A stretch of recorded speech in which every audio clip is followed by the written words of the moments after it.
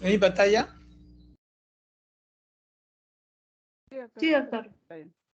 Bien, el tema que, buenos días a todos, que nos reúne ahora es conversarles algo sobre la distosia de presentación, que también se la conoce como distosia de móvil. ¿No? Estas son las competencias que quería terminar las clases, ¿no? Considerar la incidencia de diferentes distocias de presentación, conocer los factores asociados, hacer el diagnóstico clínico de la presentación podálica, que es la más frecuente, en la situación transversa, hacer el diagnóstico clínico de la mala actitud de presentación y la mala actitud de posición, ¿no? Conocer las complicaciones que se pueden producir en el parto vaginal por la distosia de presentación y conocer el manejo y tratamiento de la distosia de presentación. Este es el temario que vamos a desarrollar, ¿no? La definición, el concepto morfológico dinámico de distosia de móviles es este, ¿no? Que el feto está constituido por, es un cilindro que tiene 3 segmentos, la cabeza, los hombros y las nalgas, ¿no? Y estos 3 segmentos se caracterizan porque pueden desencadenar el mecanismo de trabajo de parto, estos 3 segmentos. Tenemos la cabeza fetal, ustedes ya hemos hablado sobre ella, ¿no? Que tiene diferentes diámetros en función a al diámetro que se presenta, ¿no? O sea, en la posición que se presente, en la variedad de posición, es que puede venir una distosia, y eso es lo que vamos a ver ahora, ¿no? Normalmente, la presentación que debe ser la normal es la de occipucio, y la que se presenta el diámetro subcipitobregmático de 9.5 centímetros. Eso es lo que se ofrece, que es un diámetro que perfectamente compatible con los diámetros más estrechos de la pelvis. ¿Ok? Ya saben ustedes que la cabeza fetal tiene suturas. Esas suturas las hacen movible la cabeza, no es, los huesos no están, no son estructuras fijas, sino que se pueden brincar los parietales uno sobre el otro, lo que ayuda a el tránsito a través del canal del parto, ¿no? Hay 2 fontanelas, la fontanela mayor y menor. La menor es la del occipucio, que es un triángulo muy pequeñito, que tiene una forma triangular, de 0.5 a 0.7 centímetros, ¿no? De los lados, mientras que la fontanela mayor es un rombo y tiene diagonales de 4 a 3 centímetros los lados. Entonces es mucho más amplia. Yo les aconsejo que ustedes, cuando hagan internado en la zona de puerperio, donde están los bebés con sus mamás, entonces toquen, palpen la cabeza fetal, y ahí se puede percibir claramente la fontanela mayor y la menor aún después del nacimiento, ¿no? La cabeza fetal, fruto de estas suturas y de no estar fijas, ¿no? Y para poder amoldarse, entonces viene lo que se conoce como el amoldamiento de la cabeza fetal durante el trabajo de parto. Entonces un bebé puede nacer con la cabeza fetal así, ¿ok? Al momento de nacimiento la cabeza es así, pero 24 horas después va a volver a la forma que genéticamente va a estar determinada, ¿no? Entonces a veces la madre, cuando ven a sus bebés así, turricéfalos, a veces muy turricéfalos, se preocupan, no piensan que van a quedar así, no van a quedar así, van a adoptar la forma que la genética suya determine. Los hombros también tienen un diámetro que es el vía acromial de 12 centímetros, puede desencadenar el trabajo de parto, pero obviamente 12 centímetros no van a pasar por el canal vaginal si se presentan los hombros. Y las nalgas sí tienen un diámetro de 9.5, el diámetro vitocranterio es de 9.5 centímetros. Entonces, este diámetro sí es compatible con los diámetros de la pelvis, es decir, el trabajo de parto podálico sí puede terminar en un trabajo de parto vaginal. ¿Ok? Acá para presentarle los diámetros fetales, el de la occipucio es el subcipito pneumático de 9.5 centímetros, ¿no? Luego tenemos el occipito frontal de la posición de sincipital, de sincipucio, que se presenta en la fontanela mayor, 12 centímetros. El occipito mentoniano es acá está esto ordenado, es el que se presenta en la frente, ¿no? En la presentación de frente, te presenta un diámetro que es muy, el occipito mentoniano 13.5 centímetros, ¿ok? En el cara se presenta el submento bregmático, que es 9.5, que sí es compatible con el parto vaginal, pero vamos a ver cuál sale y cuál no sale. El biparietal 9.5 y pues hay otros diámetros. El bicarocomial de los hombros 12 no va a pasar nunca. El bitrocanterio del podálico sí va a pasar 9.5 centímetros. Esta es la actitud fetal. La actitud fetal es de flexión total, ¿no? Entonces, cuando el feto está en actitud fetal, que se valora, que se evalúa con la cuarta maniobra del Lópol, es esta, de deflexión, ¿ok? Y acá se presenta el occipucio. Entonces, cuando pasa esto, el parto es perfectamente posible por la vía vaginal. Recordarle los diámetros de la pelvis, ¿no? El más importante, el conjugador diagonal, clínicamente, porque se puede medir, que debe medir más de 12 centímetros, y así indirectamente se mide el conjugado obstétrico, ¿ok? Que es el anatómicamente más importante, conjugado obstétrico. Conjugado diagonal, clínicamente más importante, ¿ok? Y luego tenemos los diámetros de la salida de la pelvis. Acá tenemos este diámetro, que es el subcoxis subpúbico, que es de 9 centímetros, pero gracias a la retropulsión del coxis se puede ampliar a 11 centímetros y hace perfectamente transitable al feto por el canal de parto a la salida. Y el tercio medio, el más importante, es el biciático, de 10 centímetros, el biciático. El estrecho inferior, ya lo hemos dicho, el diámetro el antero posterior es el subcoxis subpúbico, ¿no? Que por retropulsión, hemos dicho, amplía a 11, de 9 a 11. Y el transverso es el biisquiático, el que une los isquiones, y hemos dicho que mide 8 centímetros, mide 11 normalmente, pero con las partes blandas se considera que debe medir 8 centímetros y se mide con el puño. Lo hemos, en la clase anterior de pelvis se los he explicado. Ok, la estática fetal, ustedes ya la saben, es la disposición del feto respecto a sí mismo, al útero y a la pelvis materna. La ley de acomodación fetal de Payot es la que determina que el parto sea posible por vía vaginal, ¿no?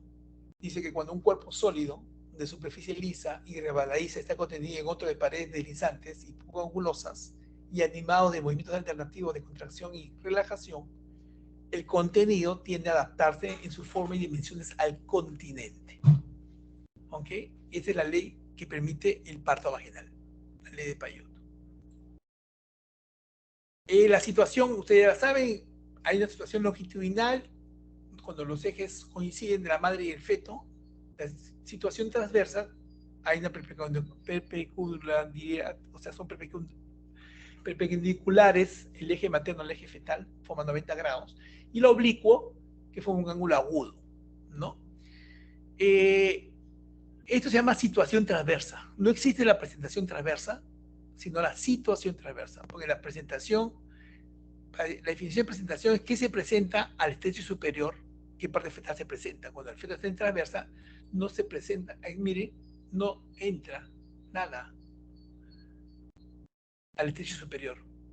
En cambio, si el feto se quiebra así y presenta el hombro, ese sí es la presentación de hombros. Lo que sí existe es la presentación de hombros, pero no existe la presentación transversa, sino la situación transversa, ¿no? ¿Ok? Entonces los hombros sí pueden sacar trabajo al parto, pero obviamente el parto es imposible, tiene que ir a cesárea. Tenemos la presentación del feto que puede ser cefálica o podálica, ¿no? Dependiendo qué se ofrece a la pelvis mayor, a la entrada, en la cabeza fetal o en la parte pelviana del feto. Ok, la presentación más común, supuestamente la normal, la que propicia el parto vaginal, es la presentación de vértice o occipucio, ¿no? Y vuelvo a repetir, el diámetro que se ofrece es el diámetro suboccipito plegmático 9.5, ¿no? La actitud universal es la actitud universal es la de flexión, el feto flexionado, y cuando la actitud anormal es la de extensión o de flexión, ¿no? El feto está deflexionado. Esto se valora con la cuarta maniobra de Lópol, ¿ok? Eso ya ustedes ya lo saben. Entonces, si el feto está deflexionado, puede deflexionarse diferentes, hay 3 grados de flexión, primero, segundo y tercero, y eso vamos a ver luego. ¿Ok? Y ustedes lo saben, para qué sirven, ¿no? La primera para situación, la segunda para posición, la tercera para presentación y grado de descenso de de esta en la pelvis y la cuarta la actitud fetal. Eso es un recordatorio. Tienen que tener presentes los movimientos cardinales del mecanismo del parto, ¿no? Si alguno de estos no se presenta, el parto no se produce por vía vaginal. Entonces, eso ustedes deben saberlo de paporreta, ¿no? Que tiene que haber descenso, encajamiento, flexión, rotación interna, extensión, rotación externa y viene el expulsivo. Si alguno de estos no sucede, no se puso el parto. A veces es común escuchar, acercarse al médico asistente y preguntar, ¿cómo va la paciente? ¿Con cuánto está? Ya todavía está con 9. ¿No? Vuelve en media hora, ya completó, ¿no? Entonces, media hora más no sale el bebé, 1 hora no sale. Entonces, cuando vas a examinar al bebé, ha completado. Está encajado, está en 0, pero está en posterior. O sea, una mala actitud de posición, no sale. Si no hay la rotación, no va a salir. Si no desciende la cabeza, tampoco va a salir. ¿Ok? Entonces, es importante que este mecanismo, estos momentos cardinales del mecanismo del parto se presenten todos. O sea, descenso, encajamiento, flexión, rotación interna, extensión, rotación externa y expulsivo. Son movimientos secuenciales, pero que pueden ser simultáneos. O sea, no necesariamente, o sea, que toma un tiempo llevar a cada uno, ¿no? Esto puede ser secuencialmente puede pasar y producirse el parto, ¿no? Un concepto importante es el sincretismo y el asincretismo, ¿no? Cuando hay, la reacción normal es sinclítica, ¿no? Sincretismo significa que la sutura parital, ¿no? Es equidistante al pubis y al sacro. Si es equidistante, hay sincretismo. Si no es equidistante, es asinclítica la relación. Entonces, cuando hay asincretismo anterior, ¿no? Anterior es cuando lo que tú palpas es, o sea, la sutura está más cerca al coxis que al pubis. Entonces, lo que vas a palpar es el parietal anterior. Tú dices asincretismo anterior. Si tú palpas la sutura sagital más cerca al pubis, lo que estás palpando es el parietal posterior, y eso se llama asincretismo posterior. ¿Por qué es importante esto? Porque el asincretismo posterior es fisiológico, o sea, palpar el parietal posterior del bebé es fisiológico, pero palpar el parietal anterior del feto, ¿no? Hace sospechar de proporción cefalopélvica. Entonces, cuando hay asincretismo anterior, es sospecha de DCP. El posterior es fisiológico. O sea, es normal palpar el parietal posterior y no el anterior. Y acordamos, uno se da cuenta que es anterior o posterior por la sutura sagital. Repito, si la sutura sagital se acerca al sacro, palpo el parietal anterior. Si la sutura sagital se acerca al pubis, palpo el parietal posterior. Entonces vamos a ver las histocias del móvil. La histosia del móvil, tenemos la presentación de nalgas, la situación anormal, la transversa, tenemos la distosia de flexión de la cabeza fetal, o sea, la mala actitud de presentación, estas son las deflexiones de primer, segundo y tercer grado. Tenemos la distosia por mala rotación de la cabeza fetal, que es la mala actitud de posición, o sea, la cabeza no rota como debe rotar. Y tenemos la distosia por presentación compuesta, cabeza y miembro superior, mano. Y la distosia de hombros, que tiene que ver con la salida del feto ya. ¿Ok? La presentación de nalgas, las causas son prematuridad, gran multiparidad, embarazo múltiple, polidramios, oligohidramios, placenta previa, estresis pélvica, cordón corto y las malformaciones fetales que pueden llevar a la presentación de nalgas, como la ventriculomegalia, la anencefalia, las trisomías. Y los tumores uterinos por efecto mecánico no dejan rotar la cabeza. La cabeza debe rotar normalmente a partir de las 32 semanas, 34 semanas, ya rota la cabeza. Todos los bebés son podálicos a las 32 semanas y después ya, porque la cabeza crece más que el polo cefálico, por gravedad cae. Entonces, obviamente, lo que impida que caiga esto, porque provoca este movimiento, ¿no? Va a provocar la presentación podálica. Si la cabeza es muy grande porque hay una ventriculomegalia, no va a caer. Si la cabeza, no, hay una encefalia y no hay cabeza, cráneo, no va a pesar, no cae por gravedad. ¿Ok? Las trisomías va asociadas por los problemas de las trisomías, los bebés son tiene deformidades en la cabeza. Si hay hidrohidramios es porque hay poco líquido. Si hay polihidramios es porque hay mucho líquido y fácil puede mover y ser inestable la presentación.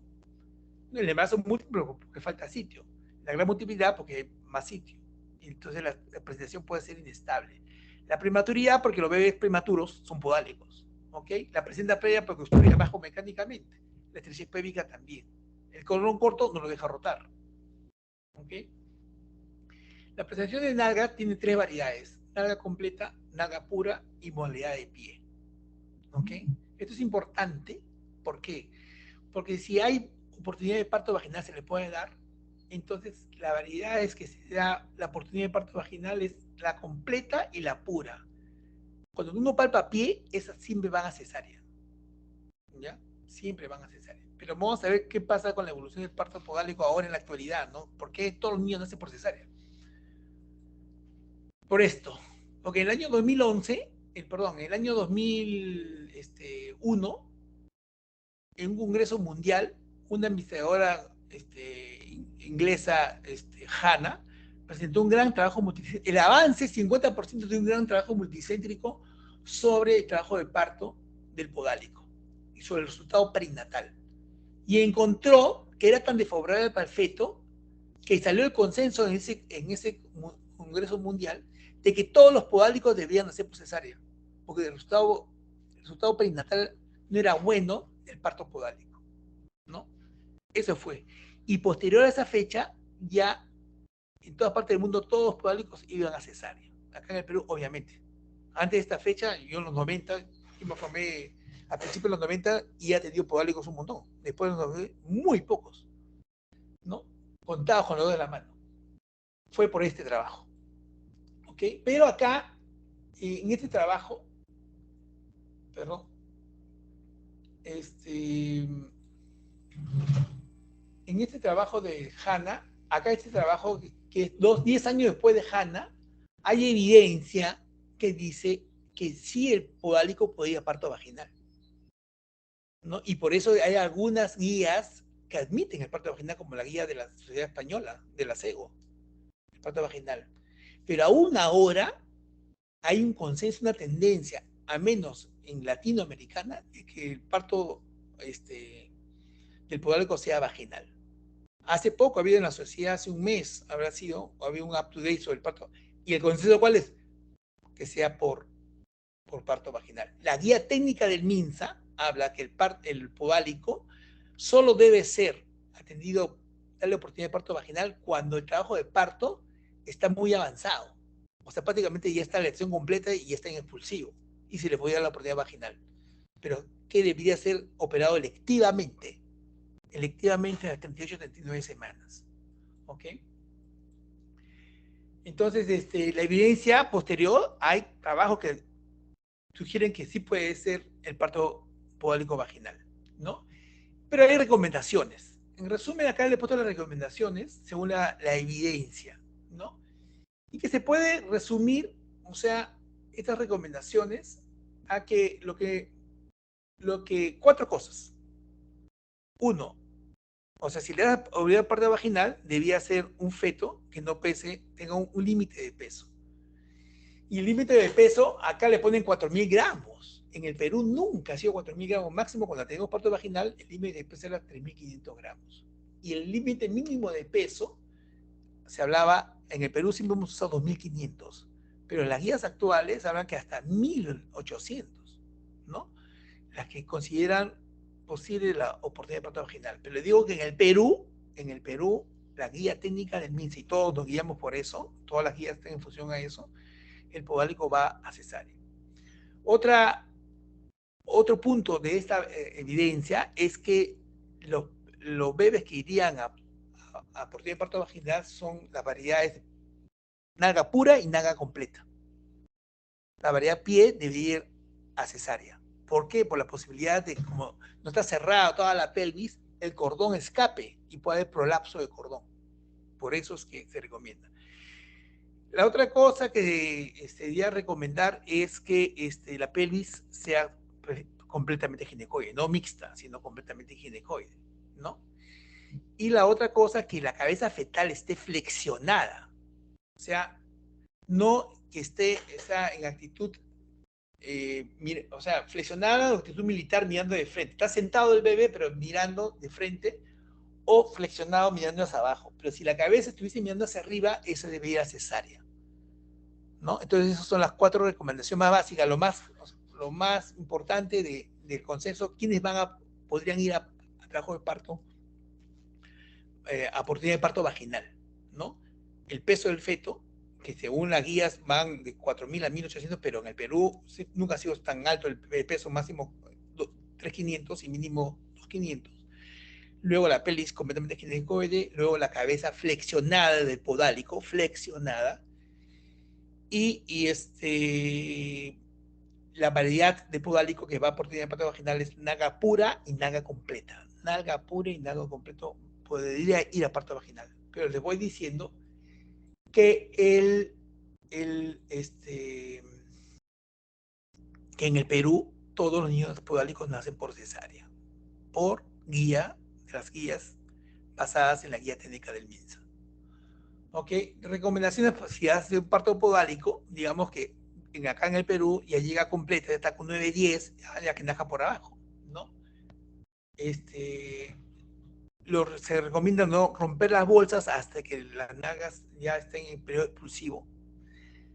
No permitir que la se empuje antes de la gestación completa. Hay que evacuar la vejiga, pero esa recomendación también es válida para un parto encefálico, ¿eh? La vejiga debe estar vacua. Luego hay que hacer una episiotomía. Acá sí hay que hacer episiotomía, cortar, ¿no? Ya acá no es selectivo como es en el parto en prestación cefálica, ¿no? Que se corta electivamente, solo en algunos casos, ya no a todas, como antes se recomendaba, ¿no? Acá sí, debería haber una episiotomía amplia. Luego, no hay que realizar ninguna maniobra hasta que aparezca el ángulo de la escápula. Ninguna maniobra. O sea, el bebé va a salir solo, las nalgas. Es una cosa espectacular ver cómo las nalgas protuyen y van saliendo las nalgas. Y no hay que hacer nada. Da la gana de tocar al bebé, pero no hay que hacer nada. Esperar que caigan las extremidades, aparezcan los ángulos de las escápulas y recién ahí se hacen las maniobras. ¿Ya? O sea, no hacer ninguna maniobra hasta que aparezca el ángulo inferior de la escápula. Y si no nacieran los brazos, una vez que ya se ven los ángulos de escápula, se pueden ayudar a que salgan, ¿no? Entonces vamos a ver cómo. Y ya luego se ayuda a extraer la cabeza con la maniobra, la más común, la más popular, la que ustedes deberían saber es la maniobra de Morisot. Porque nunca se sabe si en el salón pueden tener un parto podálico. Entonces ustedes deben esperar que el bebé esté colgando así. El bebé solo va a salir las nalgas. Usted ve las nalgas, ve como que se paran las nalgas, está todo parado. Y da la gana de jalarlo. Pero si usted lo jala, va a haber lo que se llama retención de cabeza última y va a ser un problema. No va a salir. Se desacomoda y no va a salir. Entonces ustedes deben recién tocar al feto cuando ustedes vean el ángulo inferior del omóplato.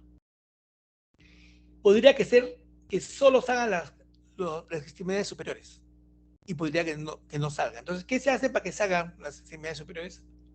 Ya viendo las escápulas, el ángulo inferior de la escápula, es rotar al bebé. Entonces, coge una gasa y se le rota al bebé.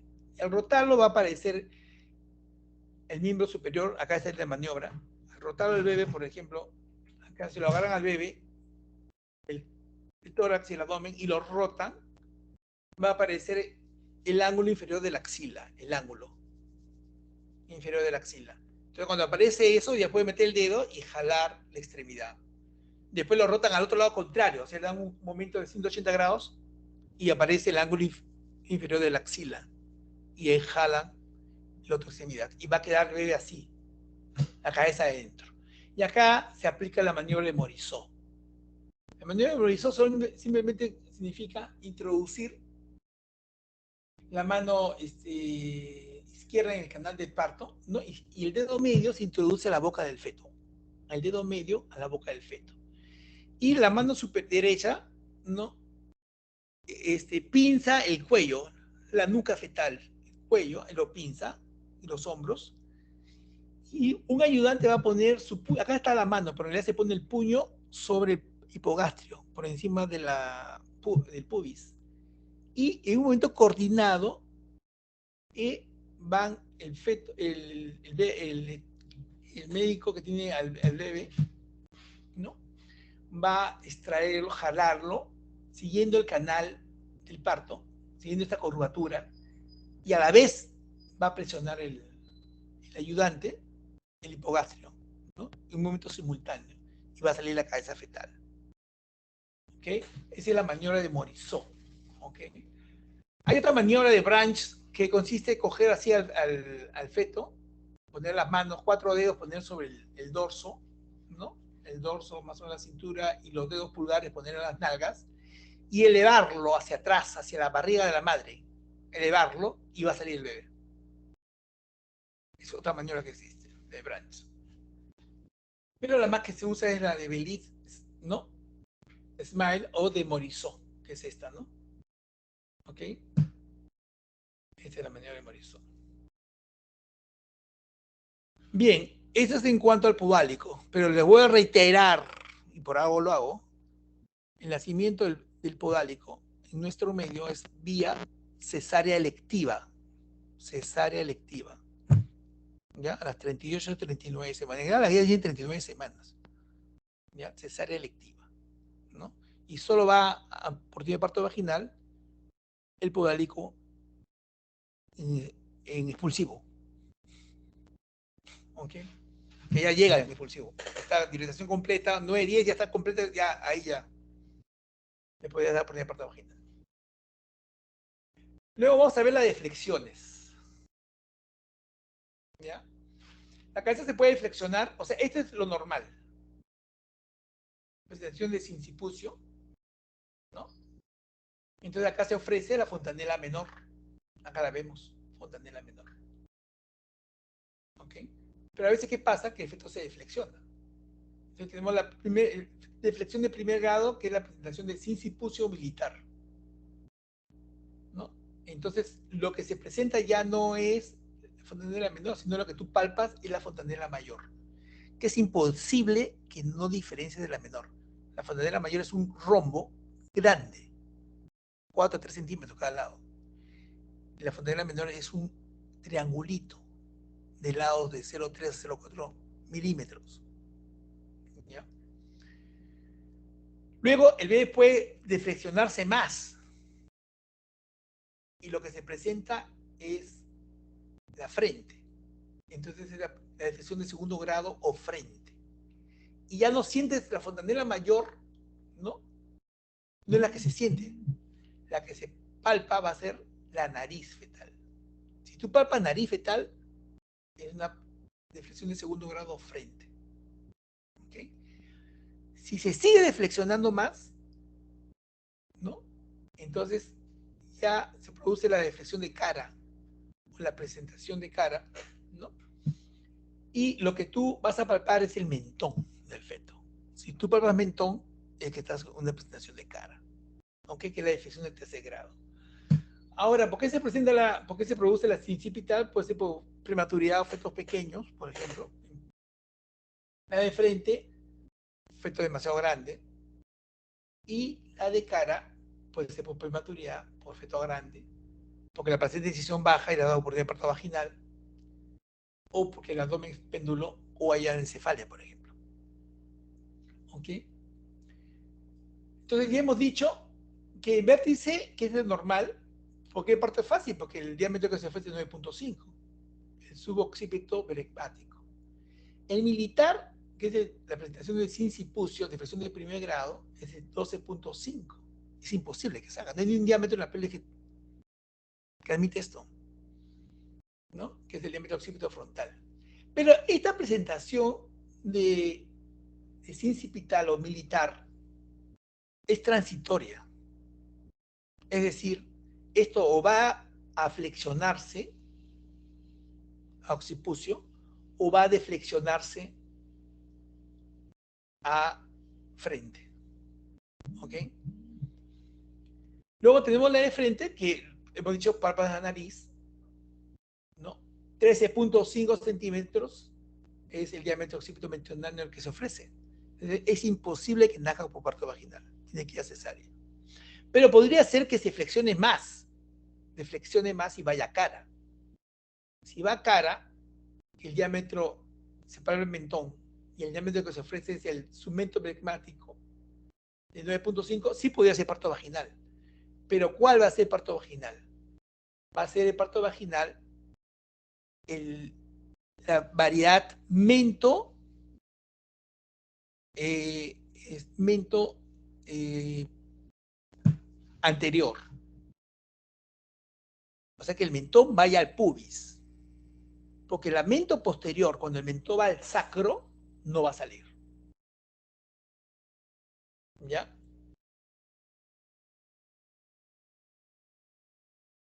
Miren. Este es el mento anterior. El mentón va al pubis y esta sale. Si la cara pongan al revés, no va a salir. ¿Por qué? Porque la frente se va a engatillar con el pubis y no sale. Entonces, la mento anterior, el parto sí es vaginal. Felizmente, la mento anterior es la más frecuente.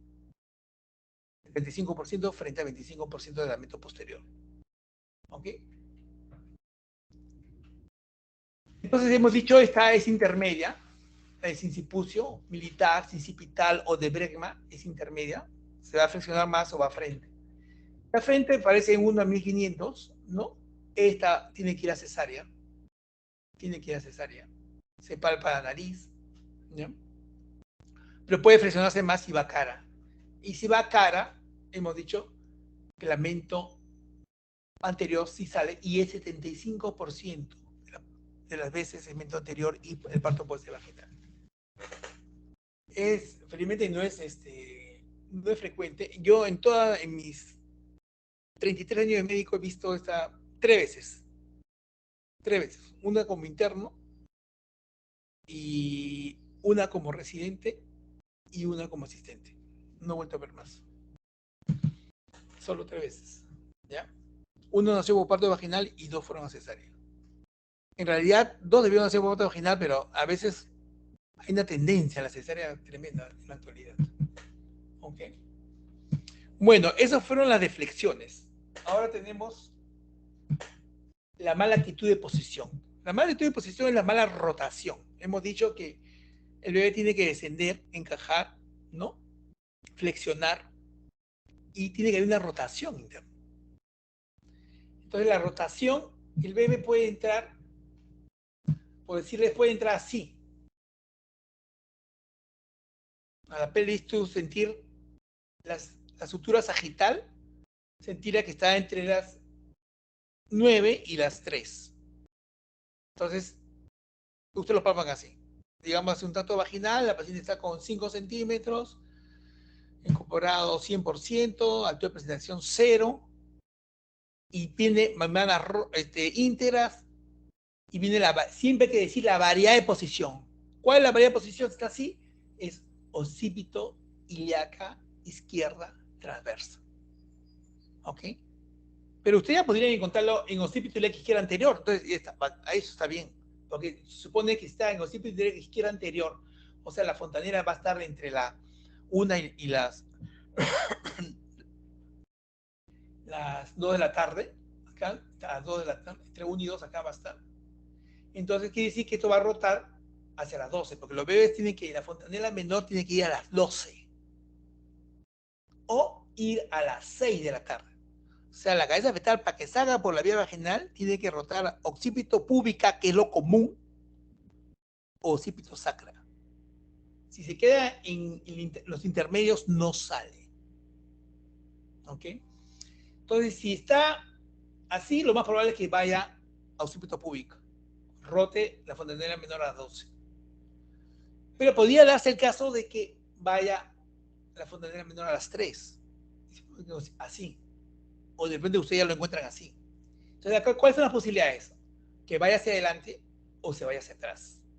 Si se va hacia atrás, vamos a tener, cuando la fontanela se pone entre las 4 y las 5, es la occipito ilíaca izquierda posterior. ¿No? Podría ser al revés, como acá, en la posición derecha del bebé, ¿no? ¿Ok? Entonces acá, si el bebé se queda así, en traversa persistente, o sea, pasa 1 hora, 2 horas, y no rota, por algo es que no rota, y no va a salir por parto vaginal. Si el bebé se queda así, en posterior, y no rota a occipito sacra, el bebé no va a salir.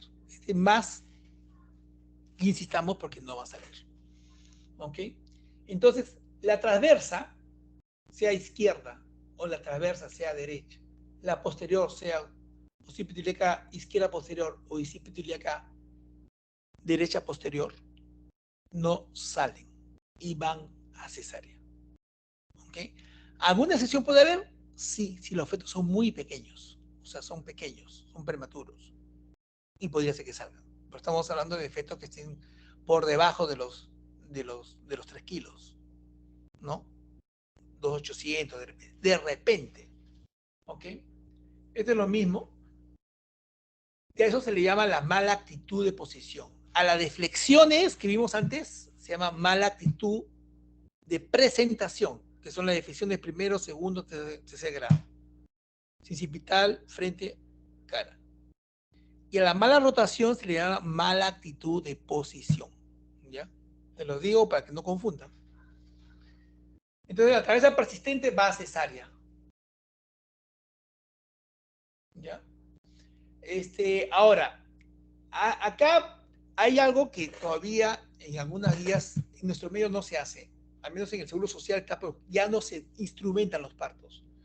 Se puede aplicar el forceps si es de salida, o sea, la presentación de salida significa que la cabeza ya está en +3, pero no sale, pues. Puede ser +3, +2 y no sale.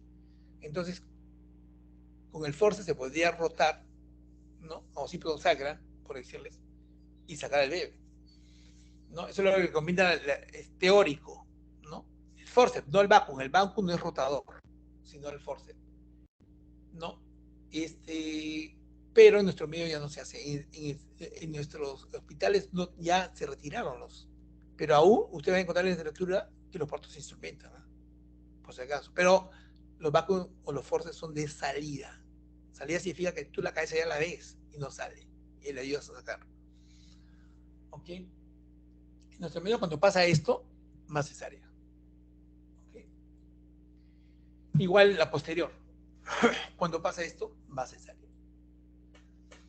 La situación transversa no es situación de presentación, entonces las causas son presenta previa, relajación de la pared abdominal, polidramios, pélvica, tumor pelviano, un mioma uterino que hace que el feto inicialmente estuvo en podálico, como todos los prematuros, y después a las 32-34 semanas rota cefálico, pero no termina de rotar y se queda en situación transversa, ¿no? O sea, llegan a las 40 semanas transverso. De otra manera, otra cosa que hacer que cesárea. Ya, ahora, o sea, ¿hay que dejarlos que lleguen a las 40 semanas? No, no, estos se operan a las 38 semanas, a través, y yo no, ¿por qué? ¿Cuál es el peligro? Hay una ruptura de membranas, como está en transversa, el cordón fácilmente se prolapsa y se convierte en una emergencia. El prolapso de cordón puede provocar muerte fetal por la compresión. ¿Ok? Esa es la situación transversa. Entonces, la complicación después de prolapso de cordón durante la ruptura de membranas, ¿no? Y si hay contracciones, trabajo de parto, hipodinamia, hiperdinamia, rotura uterina, si se insiste, si está medio rural, por ejemplo, la pobre mujer está medio rural, no está en hospital, sola avanza, hacen el serum, te vienen a llamar doctor. Hay una paciente que está, y allá el segundo es que la gente va a atender al centro, ¿no? Hay gente que da luz en su casa. Y cuando algo pasa, te buscan. ¿No? En mi pasado, yo he hecho serum en un distrito de Jauja. Y había nexos. Te tiras a pie y te llamaba. ¿Qué algo pasaba, no? Y te puedes encontrar con esa situación. Por ejemplo, que ya está completando y sin embargo está en traversa, no rotado. ¿No? Entonces, la inexistencia en el parto puede llevar a la ruptura uterina. El parto debe ser por cesárea. La presentación compuesta es cabeza fetal con miembro superior, ¿no? O sea, está prolapsada el miembro superior, ¿no? Fíjate que es raro también, o sea, no es frecuente. Y ¿el parto va a ser posible? Sí va a ser posible. Sí, el feto de tamaño normal o pequeño sale. Yo he visto varias ocasiones salir. No ha habido problema. Pero si no, se obstruye el parto. Entonces tiene que ir a cesárea, ¿no? Otro peligro es que haya prolazo de cordón, ¿no? Y si se prolazo de cordón, obviamente tiene que ir a cesárea, ¿no? O sea, la extremidad superior va a impedir que se llene completamente el canal del parto, entonces haya espacio por donde pueda prolazar el cordón. El prolazo de cordón es una emergencia. ¿Cuál es la conducta cuando se prolaza el cordón? Elevar la cabeza, meter la mano y elevar la cabeza fetal para que no lo comprima. Y te vas hasta sala. Eso pasa, ¿no? O lo pones al bebé, tienes una camilla que puedas ponerlo en tren de Lemur. O sea, invertida la cabeza, los miembros superiores más altos que la cabeza, para que el cordón no, la cabeza fetal no comprime el cordón umbilical. ¿Okay? La distocia de hombros y el problema de salida, ya salió el bebé y no salen los hombros, ¿no? El factor de riesgo principal es la macrosomía fetal, pero, ojo, 50% de las distocias de hombro son con fetos de tamaño promedio, no con macrosomía fetal. Entonces hay otros factores, o sea, diabetes, obesidad, aumento excesivo de peso donde el embarazo tiene que estar asociado pues, a fetos grandes, ¿no? ¿Okay? Una mujer diabética puede tener, tiene que estacionar, hace un feto grande, ¿no? O una mujer que está con sobrepeso también hace fetos grandes. ¿Okay? El antecedente de distocia de hombros anterior es de un factor de riesgo, por eso siempre hay que preguntar, ¿no? Embarazo posterior porque es un factor de riesgo porque el feto puede seguir creciendo y el feto se hace grande, ¿no? La mala pelvis como platipeloide estrecha puede propiciar una distocia de hombros. Cuando hay un expulsivo prolongado es un factor de riesgo, ¿sí? Pues, el expulsivo es prolongado y insistimos y sale la cabeza fetal y ya no sale de los hombros y es un problema, ¿no? Y el parto instrumentado medio, ya esto es histórico, ya no se hace ya. La única intervención que se hace de salida. Medio es que todavía la cabeza no está de salida. O sea, estamos hablando medio que está encajado. O sea, después está en cero, más uno. ¿No? Y de ahí hace, no, eso ya no se hace. ¿Ok? Sale la cabeza y después no salen los hombros. Entonces, hay consecuencias paternas de la distocia de hombros. ¿Cuáles son? Atonía uterina, laceraciones vaginales grandes o laceraciones de cuello uterino, ¿no? Y fetales, hay mucha morbilidad y mortalidad fetal, ¿no? Y hay lesiones más frecuentes como son las parálisis transitorias de Ehlers o Duchenne, de peso braquial, se lesiona, y la fractura de la clavícula o el húmero fetal. Sobre la distocia de hombro hay una dinámica activa virtual donde se van a ver más detalles sobre la distocia de hombro y cómo se maneja, porque es algo que es impredecible o sea, en buen porcentaje, porque el 50% no son macrosómicos, o sea, feto normal. Entonces, de pronto, es un bebé que pesa 3,200 y sin embargo hizo distocia de hombros. Entonces, hay que saber manejarlo, ¿no? Esto sí le puede pasar a cualquiera en su serum cuando estén en provincia, ¿ok? Entonces, hay maniobras, hay varias maniobras que se hacen, ¿no? Y de acuerdo a nivel, pero la maniobra la más popular, la combinación es la maniobra de, en primer lugar, es realizar una gran episiotomía que dice acá, no va a solucionar el problema de la distocia de hombros, no van a salir los hombros por cortar grande. Se hace para poder facilitar la maniobra, porque hay una maniobra que se hace metiendo la mano para extraer el brazo posterior. No es porque el problema de distocia de hombro es un problema óseo, porque impacta el hombro del feto con el pubis o con el promontorio. ¿Ok? Ese es el problema. El hombro del feto impacta contra el pubis o contra el promontorio. Y eso no se soluciona haciendo cortes.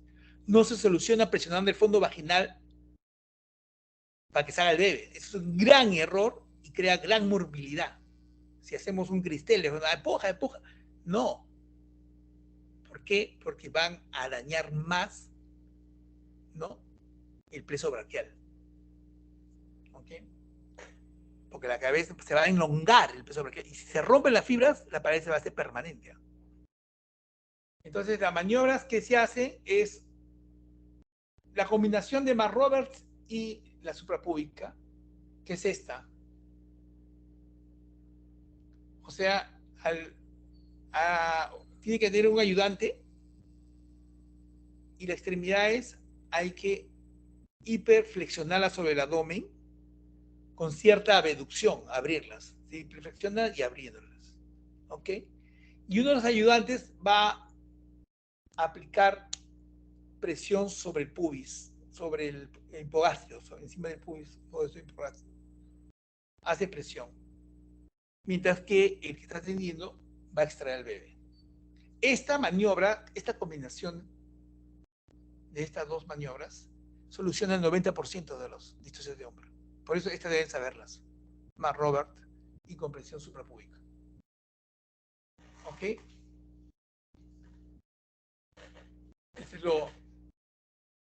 Hay otras maniobras, la de Woods, por ejemplo, que es una rotación total de la cabeza fetal, hace como un tornillo, ¿no? Y para buscar liberar el hombro anterior, ¿no? Esto lo vamos a ver en la dinámica activa virtual. Por eso hay una dinámica, va a haber exclusivamente distorsión de hombro. ¿Ok? Porque es una rotación progresiva del hombro posterior por 180 grados de manera de tornilla, le das la vuelta y después lo regresas y buscas liberar el hombro anterior. Metiendo la mano, o sea, debes jalarlo. ¿Ya? ¿Ok? Esto es lo que vas a hacer. Acá tienes el hilo que vas a rotar, el bebé así. Y tratar de liberar el hombro impactado, que está el hombro impactado en el pubis. ¿Ok? Luego el desplazamiento, otra maniobra es desplazar el hombro posterior. Por eso ahí se necesita que haya una buena episiotomía. Vas a meter la mano, buscas el hombro, el brazo, el antebrazo, y lo deslizas sobre el abdomen, lo jala, y que salga. ¿No? Y verás el hombro posterior y va a salir. Eso lo vamos a ver, lo van a ver ustedes en la dinámica virtual sobre distosia de hombro. ¿Ya? Aquí está, vean la mano metida en la vagina, se desliza, se busca sacar hacia afuera, ¿no? Y se jala para abajo y va a salir, ¿no? Es el nacimiento del hombro posterior. Bueno, la presión externa, acá se la traigo para qué. Para decirles que la situación transversa o la podálica se puede solucionar haciendo una versión externa. O sea, rotando al bebé para que se ponga encefálico. Esta maniobra la recomienda las guías, la OPS, porque es efectiva, supuestamente. Pero en nuestro medio, déjeme decirles que hay una resistencia a hacer esta maniobra, ¿no? El éxito global es 63%, o sea, de 100 mujeres que tienen podálico o traverso, lo podemos convertir en cefálico, en general 63%. Si la paciente es primípara, 56%. Pero si son múltiples, 38%, eso es lo que dice la evidencia, ¿no? Ahora, ¿cuándo se hace esto? Entre las 35 y 37 semanas, ¿no? ¿Ok? Las condiciones, ¿cuáles son? Que sea un feto único, obviamente. Que haya contraindicaciones para un parto vaginal. Porque si hay una contraindicación para un parto vaginal, ¿para qué lo voy a rotar, no? ¿Ok? Y que haya una ecografía con biometría fetal que nos diga el tamaño del bebé, que no tenga más de, o sea, menos de 2 semanas de hecha. Si no la tiene, o sea, hay que hacérsela para ver la biometría fetal. De repente es un macrosómico, ¿no? Entonces es contraproducente. Es como si vamos a rotar, tiene que ser fetos promedios, ¿no? Porque una causa del podálico es porque el feto es muy grande. ¿Cómo vamos a forzarlo? Si hay circular de cordón al cuello, ¿lo vamos a forzar a rotar? Tiene sentido. ¿Ok? Si la placenta de iniciación baja, no previa, sino baja, ¿lo vamos a rotar? Si tiene un mioma en el segmento, ¿lo vamos a rotar? No, porque esa es la respuesta a un factor desencadenante. Entonces, ¿para qué lo vamos a rotar? ¿Ok? Luego que el bienestar fetal esté bien documentado, o sea, que el feto esté normal. ¿Ok? Las contraindicaciones, hay siempre contraindicaciones absolutas, gestación múltiple, anomalías de presentación, infecciones maternas activas, infecciones, insubvención RH, que se han roto las membranas ya, trastorno de coagulación, una malformación fetal o un retardo de crecimiento intrauterino ya de estadio 2 para adelante.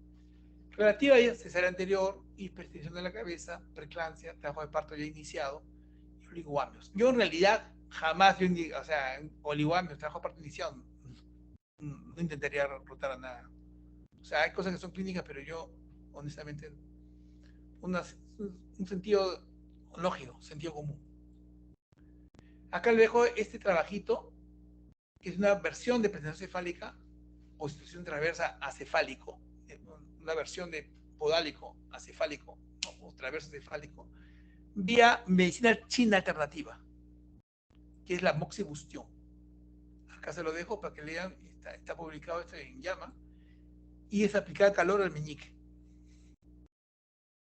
¿No? Parece que provoca contracciones y logran que el fetos que están en podálico encefálico. Muy interesante este trabajo. Medicina alternativa. Bueno, he sacado todo de acá del Williams, de la Biblia de la Obstetricia Mundial y del Schwartz de la Obstetricia Latinoamericana. Se lo agradezco, discúlpenme nuevamente. ¿Alguna pregunta? Muchachos, ¿alguna pregunta? Doctor, una consulta. La posición, la variante cefálica militar, ¿sí o sí siempre es transitorio o La militar siempre, la sincipital es transitoria. O sea, se flexiona a sincipucio o se deflexiona más. No queda así. ¿Y en cuánto tiempo aproximadamente? No, la modificación es relativo, ¿no? Pero un tipo prudencial para que, por ejemplo, está cualquiera de las cosas que hemos hablado, digamos, está en transversa, o simple en transversa, la variable de posición transversa, ¿no? Una observación de 2 horas y no cambia, entonces algo está pasando. Porque a veces la dilatación sigue, ¿eh? Y completa a la paciente y no cambia. Entonces, vamos a insistir en el parto vaginal, no es dable. Es muy importante en esta historia del trabajo de parto, es ver cómo va el trabajo de parto. El trabajo de parto te va a decir, ¿no? Si lo que está pasando se puede corregir.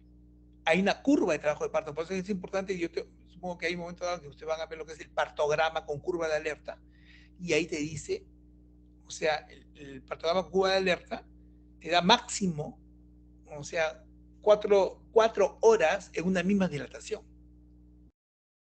En el podálico no, en el podálico en una misma dilatación se acepta máximo 2 horas. Si la dilatación no cambia en 2 horas, se aconseja ir a la cesárea. En el cefálico, no, el cefálico te da 4. O sea, cuando tú ves que tu curva real se va a la curva de acción, ¿no? Y cruza la curva de acción, entonces algo está pasando, entonces hay que corregir. Si no se corrige, no se puede corregir antes de que cruce, ¿no? Entonces debe ir a cesárea. Y si cruza ya porque ya está hecha la distosia, ¿no? Entonces mucho importa la evolución del parto y cómo se manejan esas distocias, ¿no? Si son transitorias o se van a hacer persistentes, ¿no? ¿Ok? ¿Me dejó entender? ¿Está bien? ¿Estás satisfecha con la respuesta?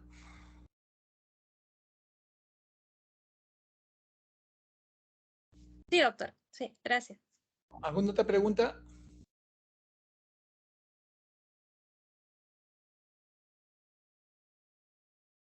¿Preguntas?